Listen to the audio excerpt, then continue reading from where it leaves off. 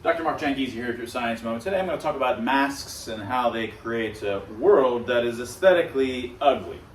And they indeed do. I mean, the world around you is ugly when everybody around you has masks. Now, we talked about in an earlier Science Moment that the folks, when you perceive and extrapolate the faces underneath, often you extrapolate sort of generic and somewhat, handsome or pretty faces, but still the actual world that you're seeing with these masked, clinical, potentially sick folks in reminiscent of a hospital is not aesthetically pleasing. Now, and this is not a world that one would like to live in. This is just one of many things that I try to focus on. I mean, a lot of the threads in my Science Moment videos are on the more subtle but crucial to life and experience and are in the perceptual and psychological issues that are connected to masks. I haven't focused so much on whether they work. I do this on Twitter. And other kinds of harms that they have, other than sort of falls, which I've talked about here. So I've been trying to focus, though, on these things that people don't talk about as much. And again, what I want to focus on today is how they ruin the aesthetics of life. I've tried to get at this before by pointing out the degree to which music is so important. Music is one of the most important things in our lives. We love music, and music, I've argued in earlier books, really has culturally evolved to sound like humans. Music is beautiful because the sounds of humans moving evocatively around us is beautiful. And I've talked about live music, even for music you don't like, in earlier Science Moment. Even music that you don't like, you wouldn't buy it, but when it's live, you like it. And the reason you like it is because you have a live human with their emotional expressions in front of you.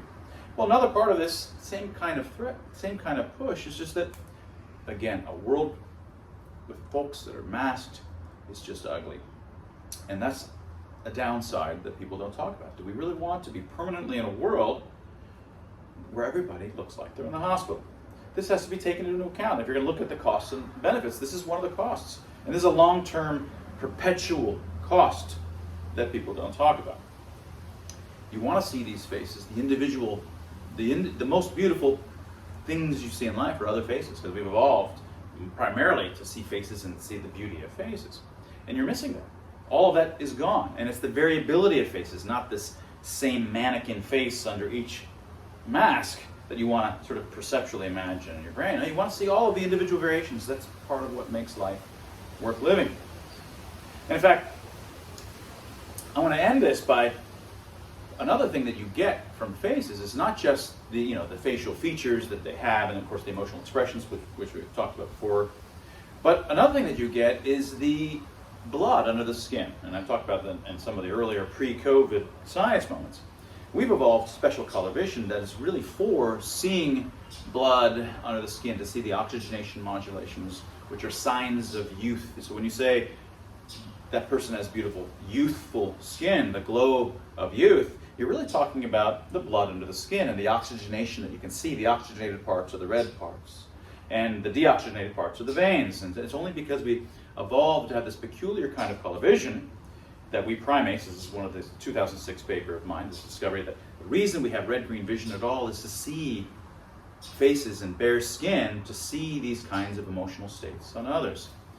You're covering over that, the beauty of skin, the glow of beautiful skin is all about seeing the bare faces in life and the bare parts of this, but especially the face, the blushes, the blanches, the flushes. You're covering all of these things up that we've evolved to see, and that's part and parcel of what beauty is all about.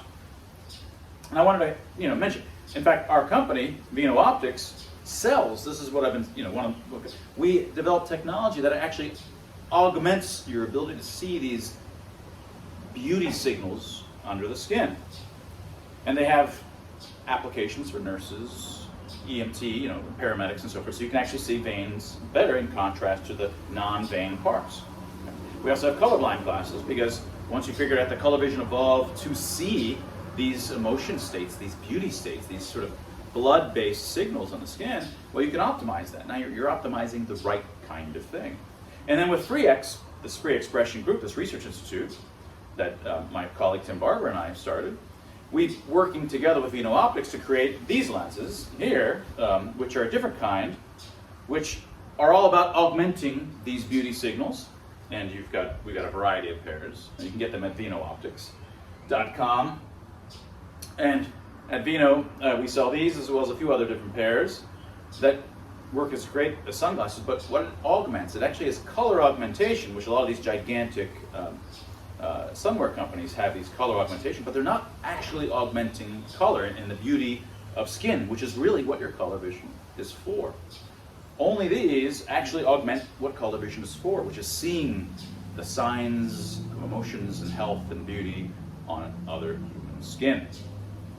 Let those emotions show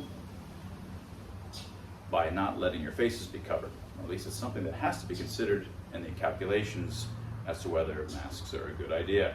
And that was your science moment.